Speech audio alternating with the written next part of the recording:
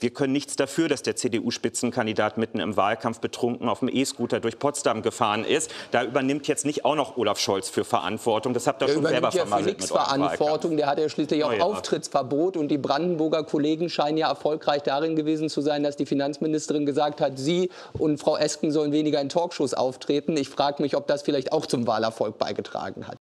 Du hast das Gefühl, ihr seid so ein bisschen vergessen worden. Was meinst du damit? Also ich finde es irgendwie ein bisschen ein Problem. Es geht ja auch im Moment dort oben in der Politik immer nur um dieses Problem Migration hin und her und wir müssen was tun. Ja, das ist ja nicht erst seit heute so. Das Problem besteht ja schon länger, aber das sind ja nicht die einzigsten Probleme. Ne? Also bei uns auf dem Land, also es ist wirklich sehr ländlich bei uns, ihr wart ja da, also es war auch nicht besonders viel los, nicht besonders viele Leute auf der Straße. Ne? Gibt es einfach auch andere Probleme, was vielleicht so ein kleiner Bürger einfach sieht. Beispiel ist, wir haben ein Dorf, 2 Dörfer weiter in Hohenseefeld. Wir hatten dort einen Fleischer, wir hatten dort einen Bäcker, einen Konsum, eine Bank, einen Blumenladen. Es hat alles zugemacht.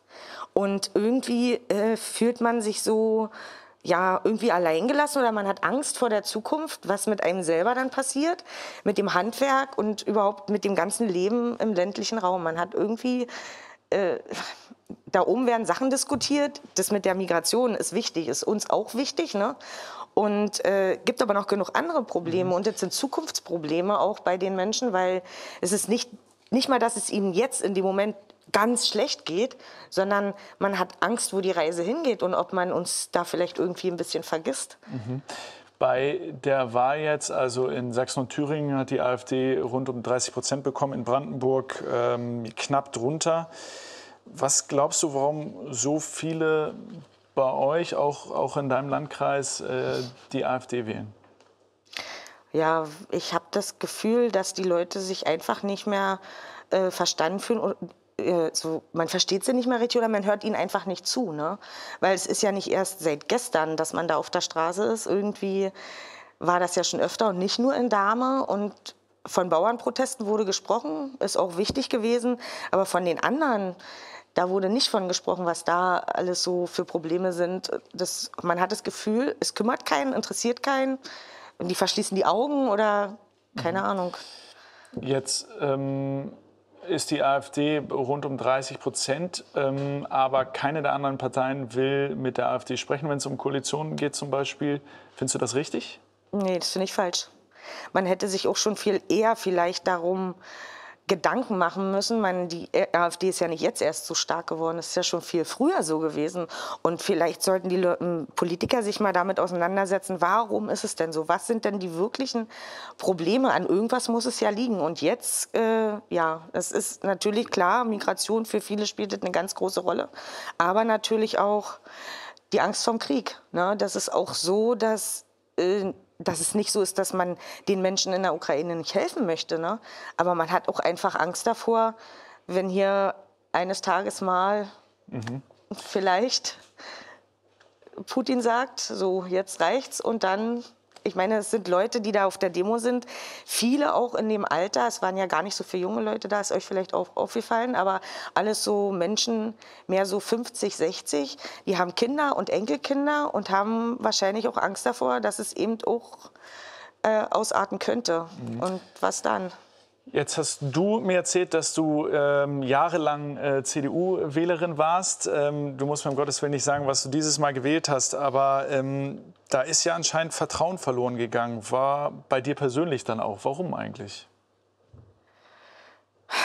Eigentlich, ja, ich sag mal so, schon dieses Migrationsproblem, was jetzt nicht heißt, dass ich irgendein Problem mit irgendwelchen bestimmten Leuten habe, aber es sind nun mal damals 2014, als die CDU da war, wir haben die meisten Flüchtlinge da aufgenommen. Aber man kann hier nicht einfach Menschen aufnehmen, ohne darüber nachzudenken. Es fehlt eine Infrastruktur, die ist nicht richtig, es funktioniert alles nicht richtig, wir haben nicht genug Lehrer.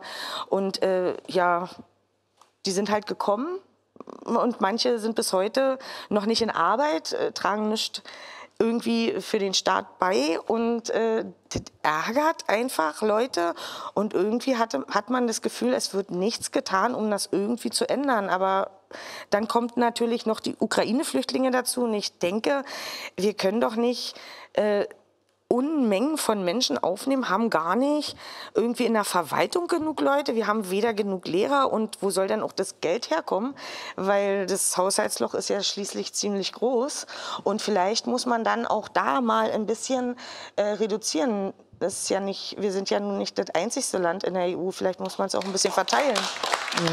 Besser. Doreen, du bleibst dann auch hier und wir sprechen uns bestimmt später auch mal, aber ich nehme deine Punkte jetzt mal mit in die Runde. Vielen Dank, dass du da bist.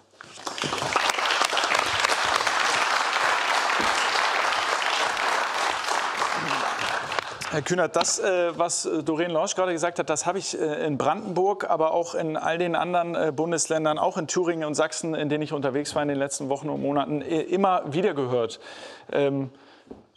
Dass da eine Überforderung gespürt wird. Können Sie diese Angst nehmen oder diese Unsicherheit? Nicht pauschal. Also eine Politik, die verspricht, Menschen alle Sorgen zu nehmen, das ist ein unseriöses Versprechen. Aber ich finde, ganz am Anfang Ihres Beitrags haben Sie einen entscheidenden Punkt gemacht, den ich in ganz vielen Gesprächen höre. Diese Zukunftssorgen. Wie geht das weiter? Sie haben ja jetzt auch gar nicht bei jedem Problem, was Sie genannt haben, gefordert, da muss ein Gesetz oder so gemacht werden. Ich glaube, das ist auch gar nicht der Punkt. Aber einfach zu sehen, Läden machen dicht, Infrastruktur wird weniger, klar, auch wegen Wegzug von Menschen. Und was fällt der Politik dagegen eigentlich ein? Und dass da so ein Überforderungsgefühl oder ein Gefühl von die Einschläge kommen immer näher entsteht, das geht mir ehrlich gesagt auch an manchen Stellen so, weil wir haben auch gar nicht alles in der eigenen Hand. Wir sind in einer vernetzten, globalisierten Welt und vieles, was auf uns einwirkt, das sehen wir am Krieg, an Energiekrisen und anderem, wird ja nicht allein im Deutschen Bundestag beschlossen, sondern sind eben auch Auswirkungen, die sich auf uns auswirken. Und der zweite Punkt, über den ich sehr nachdenke und wo ich, vielleicht haben wir die Gelegenheit dazu nachher noch zu sprechen, auch gegenfragen will, wo ist uns das verloren gegangen, miteinander über diese Themen im Gespräch zu sein? Ich habe, als ich wusste, dass Sie hierher kommen, habe mich informiert über den Ort, über den Hintergrund und habe das gemacht, was man dann als Generalsekretär tut. Ich habe Kontakt zu meinem örtlichen Landtagsabgeordneten, Erik Stohn, der gestern da wiedergewählt worden ist, bei Ihnen in der Region aufgenommen, habe gefragt, kennen Sie sich, ist da schon Kontakt da zu diesen Demos? Weil das erwarte ich von unseren gewählten Abgeordneten, dass die damit im Austausch sind. Er hat mir gesagt, er kennt die Proteste, er war auch im Austausch. Er hat 6 Fragen zugeschickt bekommen, vielleicht war das auch für diese Veranstaltung, hat mir zugeschickt, dass er mehrere Seiten dazu zurückgeschickt hat. Er hat seine Sichtweise auf verschiedene Themen, Energiepreise, Bürgergeld, Migration, dargelegt. Mich würde interessieren, was ist bei Ihnen und den anderen Protestierenden danach damit passiert? Wie ist das aufgegriffen worden? Er hat mir gesagt, er hat zu einem Agrarforum vor Ort eingeladen, als die Bauerndemos war. Er hat einen Raum geschaffen und die Landwirte eingeladen und gesagt, lasst uns reden, gebt mir mit, worum es geht. Das ist nicht das Versprechen, alle Probleme zu lösen, aber es ist das, was ich von einem guten, demokratischen, gewählten Politiker erwarte, zu sagen, hier ist ein Forum und hier reden wir auf Augenhöhe und fair miteinander über die Probleme, die da sind und ich gucke, was ich tun kann, um das zu lösen. Da würde mich einfach interessieren, kommt das an, wird das wahrgenommen und wenn nicht, warum eigentlich nicht? Also ich muss dazu sagen, ja, Herr Stohn war auch schon bei uns auf den Demos. Und als er eingeladen hat zum Gespräch mit den Bauern, sind wir auch hingegangen. Und das finde ich auch gut, was nun jeder von dem Gespräch gehalten hat für sich. Ich bin kein Bauer, also so tiefgründig kenne ich mich da jetzt nicht aus. Ne? Aber wir haben es wahrgenommen und sind hingegangen. Und er hat uns auch den Brief zukommen lassen, weil er nicht persönlich kommen konnte. Wir hatten ja alle Landtagskandidaten eingeladen. Diesen konnten wir aber leider an dem Abend nicht mehr verlesen, weil es hat sich einfach so lang hingezogen. Ne? Und das war einfach zu viel. Und das wird eben auch noch im Internet veröffentlicht. Was ich auch ein bisschen vermisse, so ist für mich selbst jetzt zum Beispiel diese Partei, die ich immer gewählt habe, war halt die CDU. Und da kam bis jetzt nichts. Und da bin ich einfach von enttäuscht. Und wir haben immer versucht, irgendwie Gespräche zu suchen und haben das auch immer alles vernünftig gemacht und immer ruhig. Da ist man schon irgendwie ein bisschen traurig. Doreen, wir haben ja die CDU auch hier sitzen, in Person Philipp Amthor. Ja, also vielen Dank insgesamt auch für den Beitrag. Ich gehe dem auch sehr gern mal nach. Und wenn sich kein Brandenburger Kollege findet, komme ich natürlich auch selbst vorbei. Denn ich will das mal offen sagen, ich finde, das ist total wichtig, dass man eben nicht, so wie Sie es ja auch geschildert haben, viele fühlen sich da zu Unrecht in so eine rechte Ecke gestellt. Und ich fand das unmöglich, wie man gerade bei den Bauernprotesten versucht hat, manchem da so ein braunes Mäntelchen überzuhelfen. Ich habe selbst viel auf Bauerndemos gesprochen, auch auf diesen Handwerkerdemonstrationen und so. In Mecklenburg-Vorpommern war ich da sehr viel unterwegs. Und ich werde das gerne jetzt im Nachgang der Sendung auch mit meinem Brandenburger Kollegen, auch mit den Bundestagskollegen mal besprechen. Ist mir total wichtig. Und ich will aber einen Punkt auch sagen, der mir sehr wichtig ist, weil Sie ja auch Kritik an der CDU auch nachvollziehbar geübt haben. Wir müssen schon auch sehen in der Politik, was uns oft fehlt, glaube ich, in der Diskussion, ist auch mal zuzugestehen, dass man Fehler gemacht hat, auch wenn man regiert hat. Und das ist für uns in der Union ein ganz wichtiger Prozess. Wenn Sie ansprechen 2015 und was danach passiert ist, muss für uns klar sein, wir haben da als Union auch Fehler gemacht. Und wir haben auch in der Aufarbeitung unter Friedrich Merz jetzt in dem ganzen Prozess des Neuaufstellens klar gesagt, das ist unsere Verantwortung. Nicht, weil irgendwie Olaf Scholz und Robert Habeck so toll waren, sind wir abgewählt worden, sondern weil wir nicht mehr gut genug waren. Und deswegen ist es auch wichtig, da Fehler einzugestehen, daraus zu lernen, das jetzt anders zu machen. Und das machen wir in der CDU. Und ich freue mich auch, gern das zu vermitteln oder selbst vorbeizukommen und mit Ihnen da ins Gespräch zu gehen. Das heißt, Ihre Wähler wählen Sie da gar nicht aus inhaltlicher Überzeugung? Also dieses Ergebnis haben wir bei der SPD übrigens auch sehr, sehr stark gesehen. Diese Frage, dass es sozusagen eine AfD-Verhinderungswahl war. Und ich kann davor nur warnen, darauf zu setzen, dass das ein Mobilisierungsfaktor ist, nur andere Parteien zu verhindern. Das stößt die Wähler vor den Kopf und das führt dazu, dass wir viel weniger über die politischen Inhalte reden. Und gleichzeitig will ich aber auch sagen, es gibt für die CDU jetzt keinen Grund, irgendwie hier jetzt mit schlechter Stimmung in diese neue Parlamentswoche jetzt auch zu gehen. Denn zur Wahrheit gehört auch, ja, das war gestern ein schlechtes Ergebnis, aber bundespolitisch ist es so, dass wir jetzt bei über 35% in den Umfragen stehen. Das sind die höchsten Werte seit 3 Jahren. Und da haben wir in der Tat die Fähigkeit, die AfD und auch Wähler rechts der Mitte zu gewinnen und zurückzugewinnen. Das ist für uns ja ganz wesentlich. Aber eins ist klar, durch die Politik der Ampel hat sich die AfD dem Grunde nach verdoppelt. Wenn das so ist, können wir sie nicht einfach halbieren. Herr Kühnert, ich fand ganz interessant, dass die Hälfte der Brandenburger gesagt haben, sie würden in einer Direktwahl Woidke wählen. Das sind ja schon enorme Zustimmungswerte. Auf den Wahlplakaten, da hat Woidke das hier plakatiert. Wer Woidke wählt, wählt SPD. Meint das eigentlich, wer mich wählt, der muss SPD wählen, obwohl man es eigentlich gar nicht will? Wir haben ja mündige Wählerinnen und Wähler. Und wenn jemand die SPD nun per se für unwählbar hielte, dann würde die Person in der Wahlkabine der SPD nicht die Stimme geben, auch dann, wenn man den Ministerpräsidenten gut findet. Also ich finde, ich verstehe... Sie plakatieren es ja, Herr Kühnert. Also Sie plakatieren ja, aber es ist ja eine normale Verbindung, dass man deutlich macht, mit welcher Partei hat denn der Ministerpräsident und Spitzenkandidat was zu tun. Das machen andere Parteien logischerweise in den Wahlen auch. Und das ist auch keine Seltenheit in einer Demokratie, in der die Parteienbindung abnimmt. Das ist ein steter Prozess. Im Osten ist der aus historischen Gründen sowieso schon weiter vorangeschritten oder hat eine ganz andere Qualität. Es gibt ganz wenig Parteienbindung.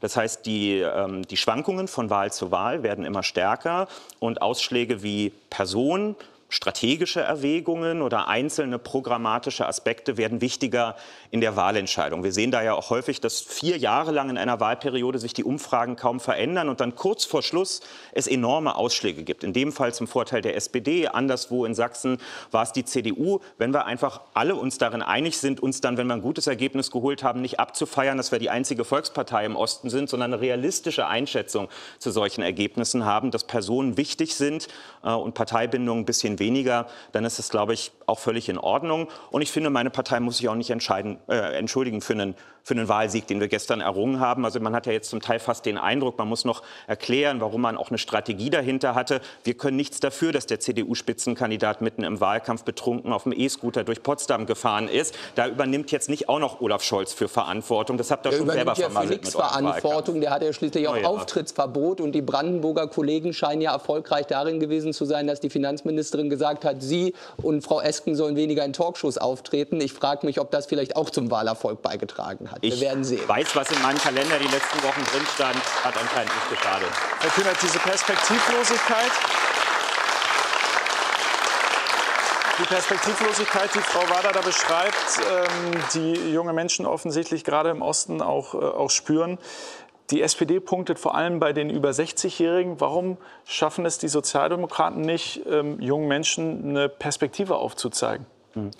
Wenn ich einen Satz zu den AfD-Wählerinnen und Wählern, egal welcher Altersgruppe, vorwegstellen darf. Ich denke und hoffe, wir sind uns einig, da ist die Forschung auch eindeutig. Es gibt einen Anteil von Menschen in unserer Gesellschaft, gerade auch unter AfD-Wählern, die hat sich nicht in der Tür geirrt bei der AfD, sondern die wählt diese Partei wegen dem, was im Programm steht, wegen dem, was Höcke auf Bühnen sagt und so weiter. Da bringen auch 2 € mehr Mindestlohn oder eine Sozialwohnung nichts. Die sind genau da politisch angekommen, wo sie hingehören. Das ist sehr traurig, aber denen können wir kein Angebot machen. Und daneben gibt es eine nicht kleine Gruppe, gerade bei solchen Ergebnissen wie gestern Abend, die treiben verschiedene Themen um. Und wenn wir speziell Jüngere uns angucken, naja, wer ist diese junge Generation, 16 bis 24? Was haben die erlebt? Wir können ja in die Jahrgänge reingucken. Die haben eine unglaubliche Krisenhaftigkeit in den letzten Jahren erlebt und vieles, wo Politik jetzt auch erst langsam nacharbeitet. Die Inflation zum Beispiel der letzten Jahre. Ja, haben wir bekämpft, auch so, dass sie jetzt wieder bei unter 2% ist. Aber für jemand, der jung ist, der wenig Einkommen hat, der vielleicht gerade den Berufseinstieg macht,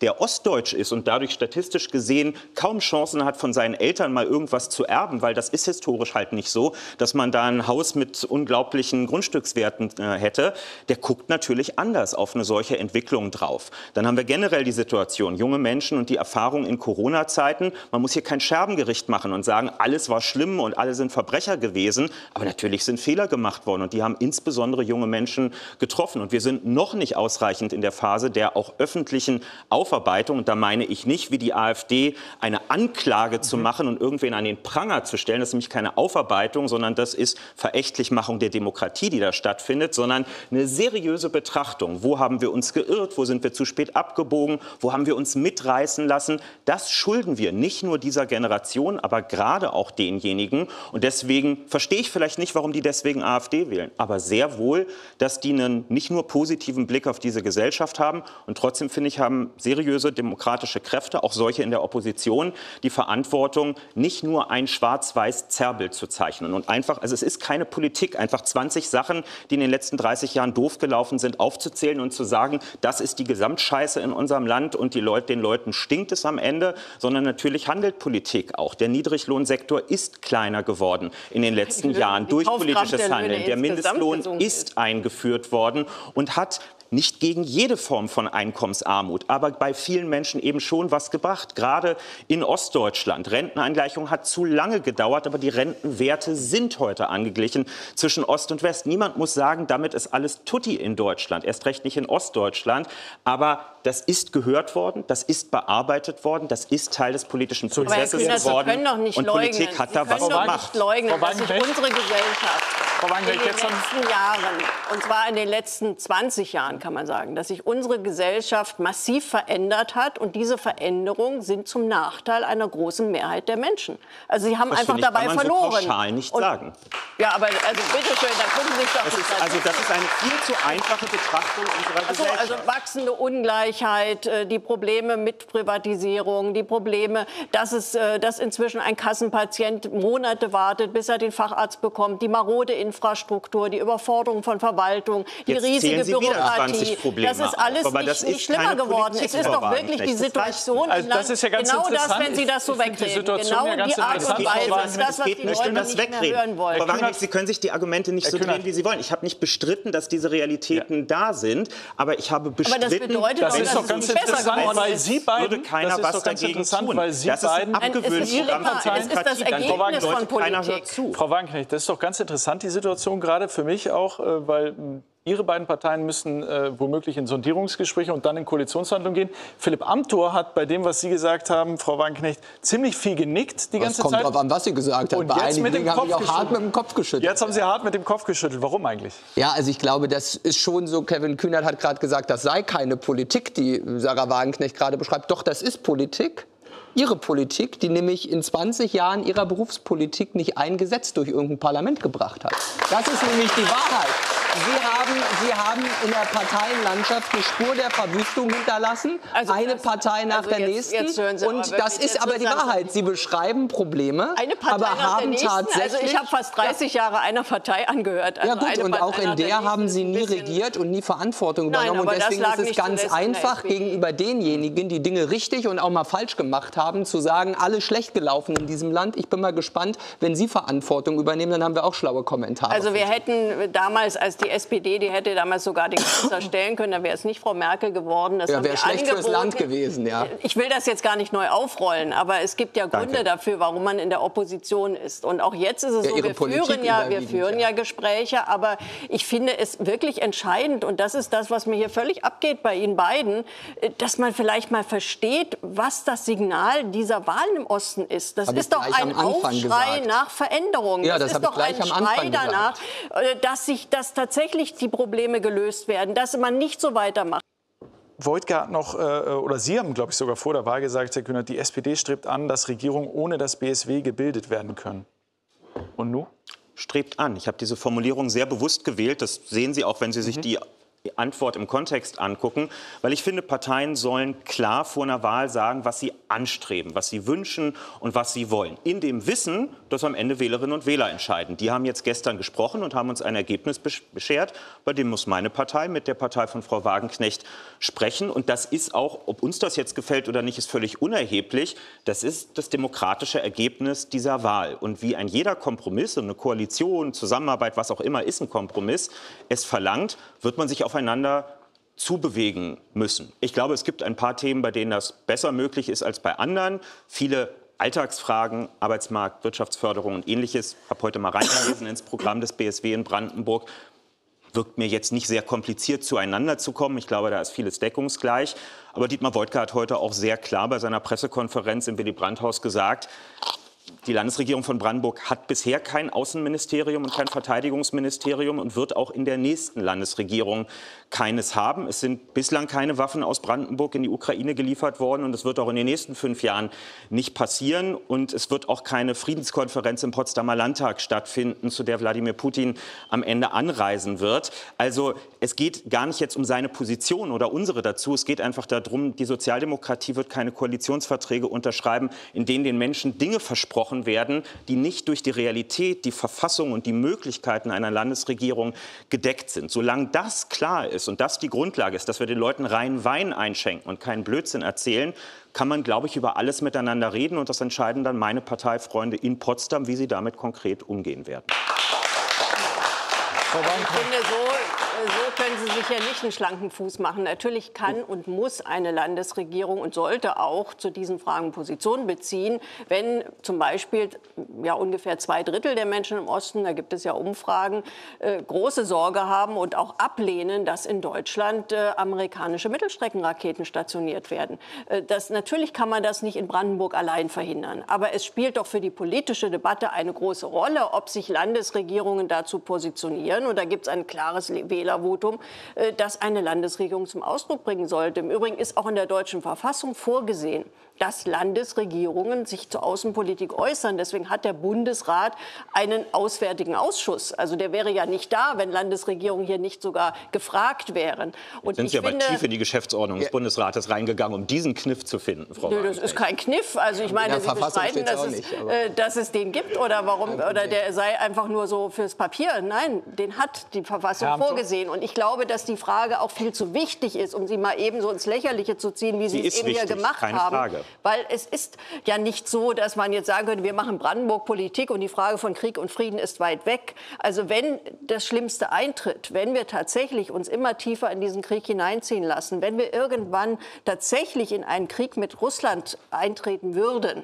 und da gibt es ja zum Beispiel, wenn man Taurus liefert, ja ganz klare Warnungen von russischer Seite, dann betrifft das auch Brandenburg. Und die hohe Aufrüstung betrifft natürlich auch die Länder, weil das Geld dann nicht mehr da ist. Der Punkt ist ja, glaube ich, angekommen. Ich will Herrn Amthor fragen, weil es betrifft ja nicht nur Brandenburg, sondern auch die CDU muss ja wohl über übel in 2 Bundesländern wahrscheinlich mit der BSW koalieren. Ist das für Sie ein Ausschlusskriterium? Es gibt Punkte, über die man reden kann, aber ich meine, Ihre neue Rolle als Verfassungsexpertin hat mich sowieso überrascht. Also dieser Auswärtige Ausschuss des Bundesrates, von dem Sie da immer reden, der steht erstens nicht im Grundgesetz und zweitens finde ich aber interessant, nein, den können Sie gerne behalten, aber ich will Ihnen gerne ein historisches Beispiel, ich gebe Ihnen aber gerne mal ein historisches Beispiel, weshalb es gut ist, dass nicht irgendwie Landesregierungen neben Außenpolitik machen. Als Helmut Kohl 1989 und 90 die Wiedervereinigung mit Gorbatschow verhandelt hat, da bin ich froh, dass nicht Ihr Ehemann Oskar Lafontaine aus dem Saarland gefragt wurde als Ministerpräsident, das zu verhandeln. Dann hätten wir heute noch eine Mauer zwischen Ost und West.